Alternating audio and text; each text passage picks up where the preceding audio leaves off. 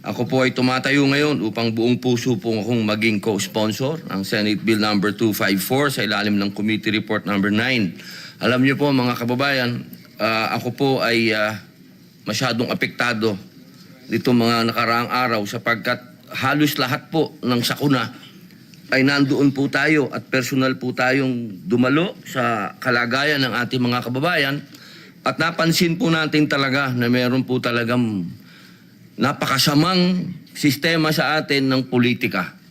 Na kapag usapin na po ng politika, namimili na po tayo kung sino ang bibigyan, kung sino hindi bibigyan.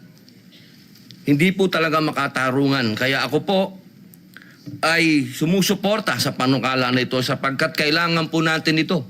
Hindi naman po tayo kailangan ng magpaliwanag pa dito dahil nung nakaraan lamang pong kampanyahan, umulan ng ayuda sa napakaraming lugar. Pero nung dumating po ang bagyo at baha, hindi po natin makita kung nasaan yung mga ayuda na yan. Kaya po sana, mga mahal kong kasama, pabilisin po natin itong panukala na ito upang managot ang mga politiko na ginagamit pong kasangkapan, ginagamit na kapangyarihan, at ginagamit po nilang weapon nito para po takutin yung ating mga kababayan at pahirapan pa. Yun lamang po, maraming salamat po sa inyong lahat. Sponsorship.